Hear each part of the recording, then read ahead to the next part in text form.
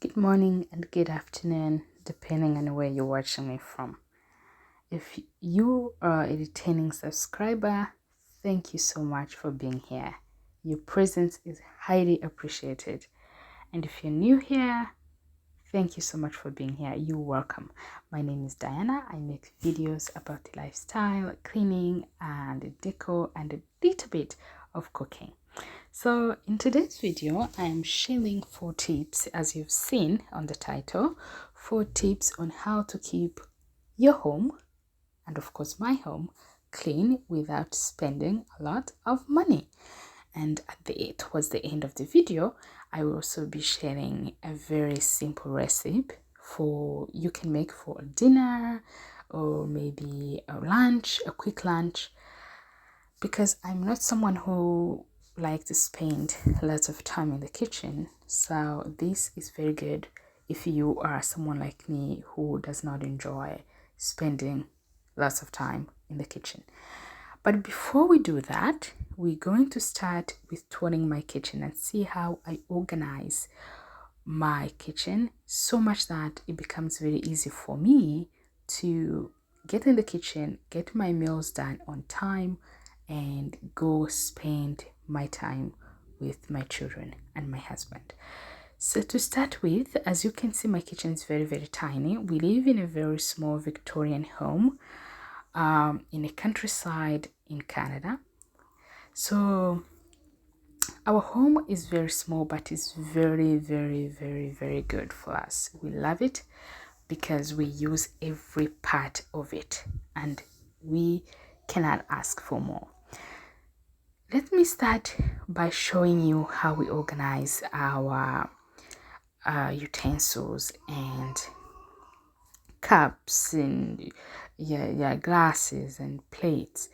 We always keep a specific number of glasses and cups and plates just because we believe less is more. So when we have only 3 glasses of each wine, it means if you don't have another glass, you are forced to wash the one that you have, which works very well for us. So we don't end up having lots of dirty glasses in the sink. We don't even have a dishwasher, so we don't end up having all those training on the countertop, because as you can see, we have a very small countertop, so we cannot stand stuff that train on in the sink or on a countertop for a very long time. No, if you finish using your glass, you clean it and you put it up there and life goes on. It's as simple as that. As well, in this cabinet, as you can see, we have only 3 bowls and we have, I think, 5 plates there. It works perfect for us. We clean every time we finish eating. We clean that plate, we hang it up to dry, and after that we put it away. It is very easy.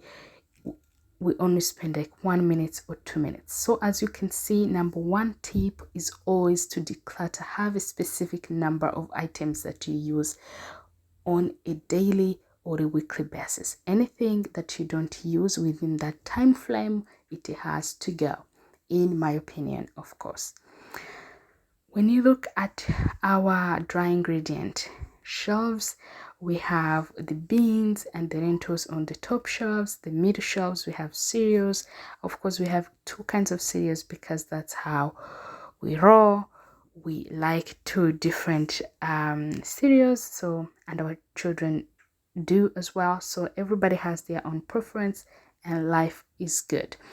So down there we have a semol, which is what we use to make fufu or sima or ugali. In different parts of Africa, they call it different names. And on the other side, we have rice. And those are also the things. And in the down cabinet, we have also entire potato and sweet potatoes as well. So on that very end, we have mostly snacks. Yeah, mostly snacks and oils. In the next video, we will be sharing how to come up with a system that works for recycling under the sink cabinets. And as you can see, I have little accessories here. I would like to tell you that those are repurposed. So number 2, you have to repurpose your decor. You do not have to go and buy brand fresh new decor. Decor pieces are very expensive, and if you are someone who buy decor seasonally, you can spend $100 or even thousands of dollars in decor. So please, please, please, please, if you can repurpose, if you can DIY your items, do that to suit your need instead of going out and buy. Save that coin and invest it. I will be sharing in the next video, if you're interested, how we managed to pay off our little home and manage to invest in other properties instead of buying things or taking out loans to buy things. You can live comfortably with very little that you have, and then invest in properties. Invest. There are different sorts of investment you can make other than just spending much money on decor items, or renovating your home to the toppest extent. So there's always things you can do to save a coin and live comfortably. Yes, we're still cooking. We put dry ingredient right in there. I put my fish. I'm cutting onions, so I'm throwing in onions. At that point, it doesn't matter the order you put your ingredient in. What matters is really if the fish is very, very well cooked in the oil, then everything else you can just put it inside and cook for about 5 to 10 minutes, and put a bit of peanut butter or groundnut butter, as most of part of Africa call it, groundnut butter, and then you're good to go. It's a very simple recipe. And then moving on to our tip number 3.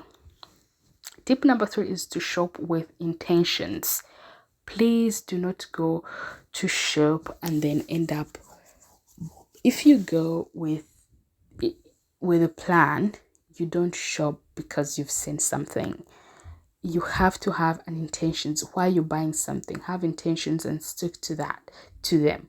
Buy something knowing what you're going to do with it. Don't just buy something and say, I don't know how to put it. I don't know where to put it. No, please go there, buy with intentions. Or don't just say it was on sale, then I ended up buying it. No, don't do that. That's a trick that it has been used in a capitalistic state like the ones we live in, the Western, that every holiday, every celebration, every season is attached to buying, spending. Don't fall for that. If it's spring, you have to buy spring decor. If it's a holiday, Christmas holiday, you have to buy Christmas holiday. If it's park, you have to buy park holiday. Do not fall for that. Repurpose what you have, buy with intentions, invest in everlasting pieces. That's the point. And last but not least, do not have a cleaning schedule. Clean as you go. As you see me cooking here, you've noticed that I don't have things in the sink. I haven't put my ingredient in little bowls. I did not do that because that will require me to wash those bowls after, and I don't want that. I don't have that time. So that's why every time